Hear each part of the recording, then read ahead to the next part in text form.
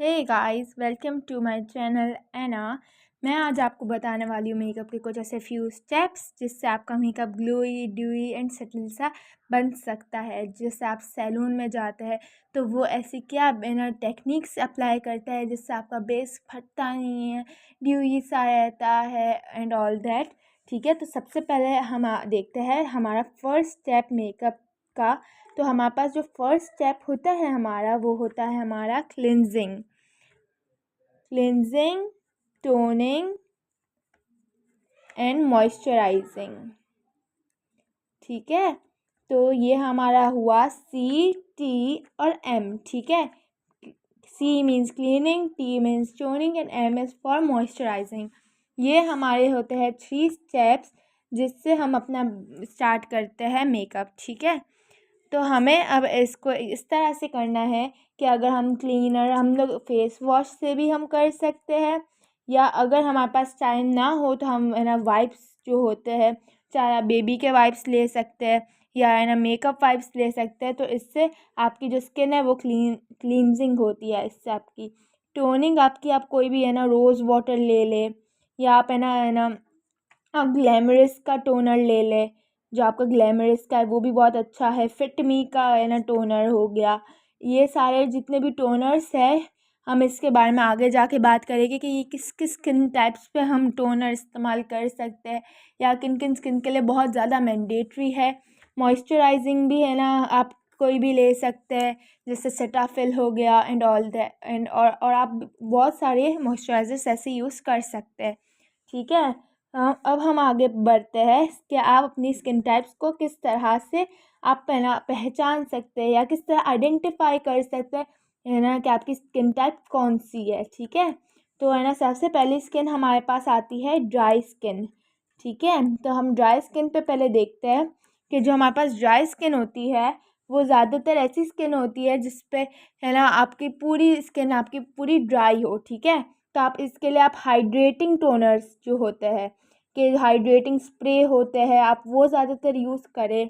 फिर आप है ना क्या बोलते हैं, जो जैसे आप क्लिनजिंग टोनिंग CTM, अगर आपको वो पूरा नहीं करना तो आप है ना टोनर आप स्किप कर सकते हैं, क्योंकि ऑलरेडी है ना ड्राई स्किन के पोर्स लेस होते हैं। तो आप डायरेक्ट अगर मॉइस्चराइज़र अप्लाई करते हैं तो भी इसमें कोई मसले की बात नहीं है। ठीक है, फिर हम लोग आते हैं second, oily skin. Oily skin हमारे पास ऐसी स्किन होती है जिस पे हमारे पास ज़्यादा पोर्स होते हैं, एक्नीज एंड ऑल उसका प्रॉब्लम्स होती है। ठीक है, तो आप है ना ये CTM आपके लिए बहुत मैंडेटरी है कि है ना जो क्लिनजिंग टोनिंग और मॉइस्चराइजिंग है टोनर जो है वो आपकी है ना सारी ऑयल पिगमेंट्स को और आपके पोर्स को जो है वो रिड्यूस करने में मदद करेगा बहुत। ठीक है, इसके लिए है ना जो आप अगले स्टेप में मैं आपको और आगे बताऊंगी कि ऑयली स्किन किस तरह से और है ना अच्छी की जा सकती है जिससे आपका मेकअप बहुत अच्छे से बैठे। ठीक है, तो थर्डली आप है ना कॉम्बिनेशन स्किन। तो जो हमारे पास कॉम्बिनेशन स्किन होती है वो है ना ज़्यादातर है ना बहुत स्केर लोगों में होती है। कॉम्बिनेशन स्किन होती है कि जो हमारा T जोन एरिया, जो हमारे फेस का, जो हमारे नोज़ से लेके जो लिप तक, जो हमारा जो फॉरहेड से लेके जो हमारे नोज़ तक का जो टी बनता है वो हमारा T जोन एरिया होता है। जिससे जिससे है ना लाइक ऑयली स्किन होती है जिनकी, तो है ना उनके लिए ये कॉम्बिनेशन स्किन है कि उनकी आधी स्किन ड्राई है और आधी स्किन ऑयली है। तो ये होती है हमारे पास कॉम्बिनेशन, मीन्स इनकी दोनों स्किन होती है। तो ये है ना कुछ भी कर सकते हैं। जैसे आप है ना CTM है ना अगर आपको करना हो तो आप पूरा कर सकते हैं, या अगर आपको है ना टोनर नहीं लगाना तो आप वो भी नहीं लगा सकते। ठीक है, फिर हमारे पास है ना सेंसिटिव स्किन आती है। तो सेंसिटिव स्किन के लिए एक आता है न्यूट्रोजीना का, है ना एक आता है हमारे पास प्राइमर एंड ऑल है ना वो क्या बोलते हैं स्प्रेज वगैरह।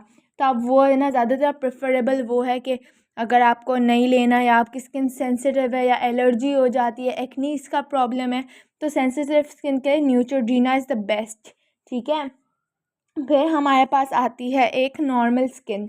नॉर्मल स्किन जो हमारे पास होती है वो बहुत है ना स्केयर होती है, जैसे कॉम्बिनेशन स्किन होती है। तो नॉर्मल स्किन वाले है ना कुछ भी कर सकते हैं, क्योंकि उनकी स्किन ना ही ऑयली पे जाती है और ना ही ड्राई पे जाती है। तो वो हाइड्रेटिंग स्प्रे अगर करना चाहे तो भी वो कर सकते हैं, या है ना अगर वो CTM में टोनर को स्किप करना है तो वो भी कर सकते हैं, जैसे कॉम्बिनेशन स्किन के बारे में मैंने बताया। ठीक है, अब हम है ना ये हम लोग मतलब मेकअप से पहले करते हैं। अब हमारा जो मेकअप का जो सबसे पहला स्टेप जो हम लोग फॉरवर्ड मूव करते हैं, तो वो हमारा जो पहला स्टेप है, जो हमारा फर्स्ट स्टेप होगा, ठीक है, वो फर्स्ट स्टेप है हमारा प्राइमर। ठीक है, प्राइमर जो होता है वो भी स्किन टाइप्स के अकॉर्डिंग होते हैं कुछ कुछ। ठीक है, तो प्राइमर आपका सबसे मेन प्रोडक्ट होता है, आपके मेकअप को जो बिठाता है और आपके जो कैनवस को स्मूथन करता है। क्योंकि चाहे है ना आप गर्मियों में लगाए या सर्दियों में करें, आपका मेकअप आपके प्राइमर से ही सेट रहेगा। ठीक है, तो प्राइमर आपको स्किप बिल्कुल नहीं करना है। इट्स वेरी मैंडेटरी कि आप प्राइमर यूज़ करें। ठीक है, तो अब प्राइमर जो है ना, अब मैं आपको उसकी भी टाइप्स के बारे में बताती हूँ कि जैसे जिसके पोर्स ज़्यादा है, ठीक है, किसी किसी के मेरे पास है ना मैसेजेस आते हैं कि है ना हमारे पोर्स ज़्यादा है, तो हम उसको मिनिमाइज़ करने के लिए कौन सा प्राइमर यूज़ करें जिससे हमारा कैनवस स्मूथ करे। तो मैं आपके एक मिसकंसेप्शन को हटा देती हूँ कि जो प्राइमर आप किसी का भी प्राइमर इस्तेमाल करें, तो है ना चाहे आप है ना क्रायोलॉन का मैट फिनिश इस्तेमाल करें, या आप है ना ग्लैमरस का इस्तेमाल करें, फिट बी का इस्तेमाल करें, या आप हुदा ब्यूटी का प्राइमर यूज़ करें, तो इससे है ना कोई फ़र्क नहीं पड़ता कि कौन सा प्राइमर है। पर एक है कि जैसे अगर आपको पोर्स कम करना है तो एक आता है पोर मिनिमाइजिंग प्राइमर। ठीक है, तो आप वो इस्तेमाल कर सकते हैं। ठीक है, तो उससे आपके पोर्स भी कम नज़र आएगा और आपके कैनवस को स्मूथ करेगा। ठीक है, तो ये जो जितनी भी चीज़ें मैं आपको बता रही हूँ मैं ज़्यादा लिख नहीं रही, पर आपका सबसे पहला स्टेप जो है ना मेकअप से पहले होगा, जब आप बेस बनाने से पहले जो आप करेंगे वो होगा हमारे पास प्राइमर। ठीक है, आप प्राइमर को स्किप आप बिल्कुल नहीं कर सकते। ठीक है, तो अब है ना मैं आपको वही आगे के ऑयली स्किन और ड्राई स्किन के प्राइमर्स भी रिकमेंड कर देती हूँ। ठीक है, लिख के कि जो ड्राई स्किन वाले हैं वो है ना उनका जो प्राइमर होगा ना वो हाइड्रेटिंग प्राइमर होगा। सब में लिखा हुआ आता है, जैसे आप प्राइमर अगर बाय करने जाए तो उसके में जो रिक्वायरमेंट्स होती है वो आप ज़रूर पढ़िएगा कि अगर वो हाइड्रेटिंग हो, या उसमें लिखा हो ऑयल बेस्ड प्राइमर, या है ना कुछ भी ऐसा लिखा हो कि ऑयल के रिलेटेड, तो आप है ना ये आपकी ड्राई स्किन के लिए बेस्ट प्राइमर है। ठीक है, सेकेंडली आपकी ऑयली स्किन अगर किसी की हो, ठीक है, तो है ना वो बंदा जेल बेस्ड यूज़ करेगा। जेल बेस्ड करेगा या तो वो सिलिकॉन बेस्ड करेगा ऑयली स्किन के लिए। ठीक है, सिलिकॉन बेस्ड जो होगा ना वो आपके ऑयल को ग्रैब कर लेगा, वो पकड़ लेगा, तो इससे आपकी है ना जो मेकअप का वो जो होगा वो कैनवस वो बिल्कुल पैची नहीं बनेगा। जैसे लोग बोलते हैं कि हमारा पैची बन जाता है या रिमूव हो जाता है बेस, तो उससे वो नहीं होगा। क्योंकि अगर आप अपनी स्किन टाइप के अकॉर्डिंग अगर आप कोई चीज़ ले रहे तो वो आप पे परफेक्टली वर्क करेगी। ठीक है, फिर आता है हमारे पास सेंसिटिव स्किन। ठीक है, तो सेंसिटिव स्किन के लिए न्यूट्रोजीना मैंने जैसे पहले बताया उसका आप है ना ले सकते हैं। जैसे डॉक्टर्स भी रिकमेंड करते हैं जिनकी है ना प्रॉब्लम्स होती है या फेस पे है ना छोटे छोटे है ना एलर्जिकल है ना वो पोर्स आ जाते हैं, तो उसके लिए आप है ना डॉक्टर की भी रिकमेंडेशन से भी ले सकते हैं। पर न्यूट्रोजीना इज़ द बेस्ट अगर आपको है ना कोई भी अगर है ना मसला है। जैसे मेरे पास भी है ना हर एक एक स्किन का अलग अलग मेरे पास है प्राइमर्स, तो वो मैं आपको अगली अगली क्लास में बताऊंगी कि वो कौन कौन से है। नॉर्मल स्किन कुछ भी लगा सकते हैं कि है ना आपको है ना लाइक हाइड्रेटिंग प्राइमर रखना है या कुछ भी रखना है, तो नॉर्मल स्किन के लिए सब अलाउड है। ठीक है,